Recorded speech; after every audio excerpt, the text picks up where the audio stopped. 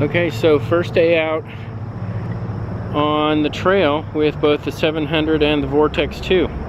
I'm on the 700. The elusive lovely bride is on the Vortex 2. I'll see if I can catch her on film.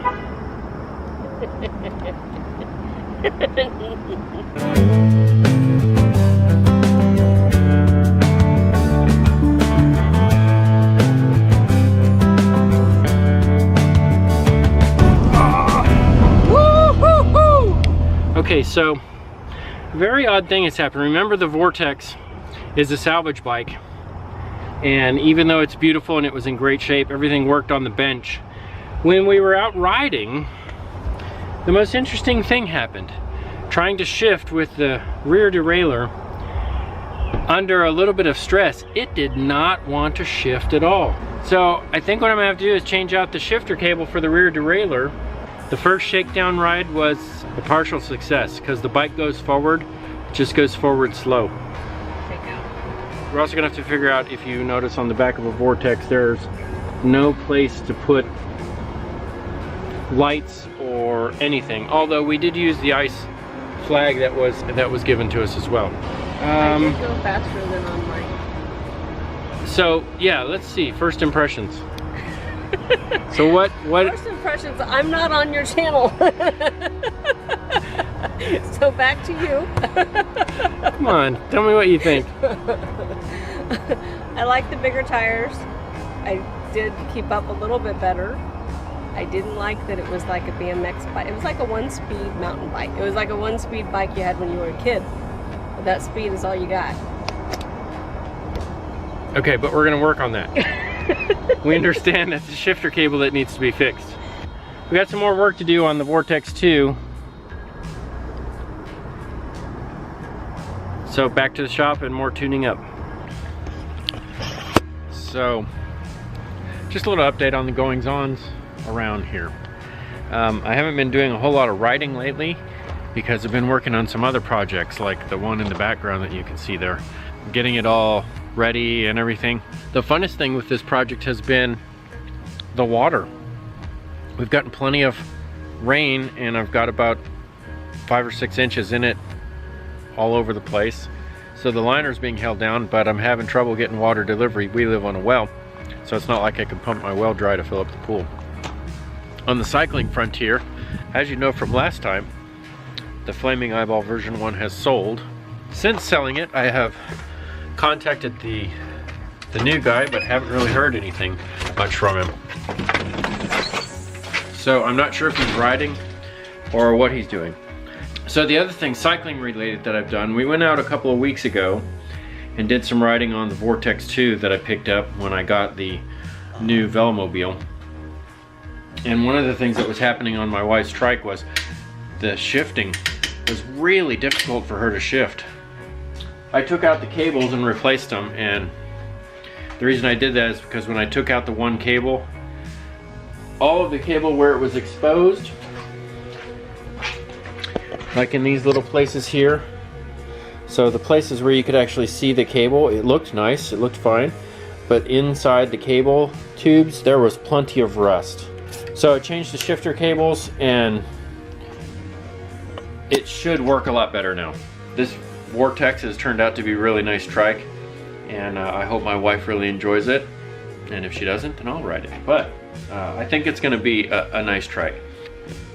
So there you go. Stay tuned for some rides coming up. As soon as I get some of this other stuff done around the house, we'll be riding more. There is a possibility of some upcoming news that I'm not sure if it's going to happen yet, so I'm not going to say what it is.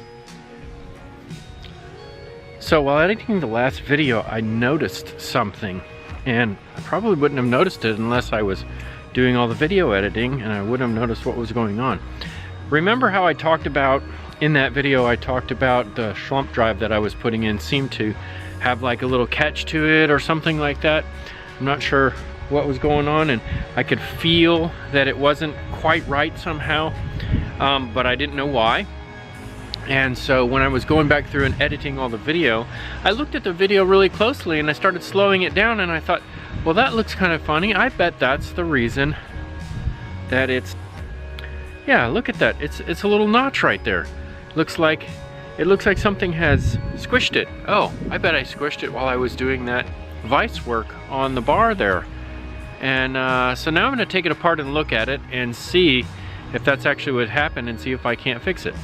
It looks like I may have bent that little ring, so what I'm going to do is reach in there and what I'm going to do is I'm going to take off the pedal and I'm going to take off the chain ring. Obviously I'll move the chain out of the way, and then I'll take off the casing here and see if I can't fix that little bend that I saw in there and see if I can make it smoother. Okay, it might actually be hard to hear or see, but I can feel it. It's got kind of a little bump in it, and I don't know. It's like right there, really hard right there. So I think I'm going to take it apart and see if I can't get that little dent out of it. Okay, so I discovered something interesting about this piece. As you notice, looks like I did put a little dent in it. You can kind of see it there from the inside, and you can definitely see it from the outside. So I'll have to fix that, and I'll spend some time tapping that out. But what I also discovered, so there's a seal that goes inside there, and evidently this seal has broken. And that may be what is in the gears, actually. So I'm not too concerned about it doing any damage. It's a rubber seal, but now I've got to get a new seal that goes inside that cap.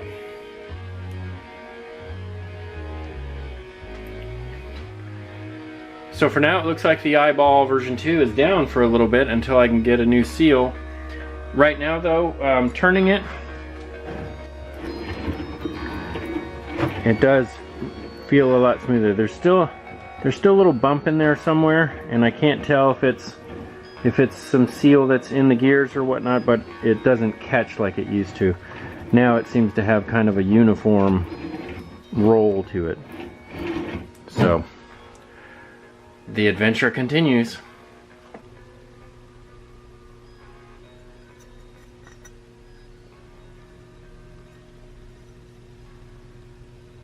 All right, until next time, cheers.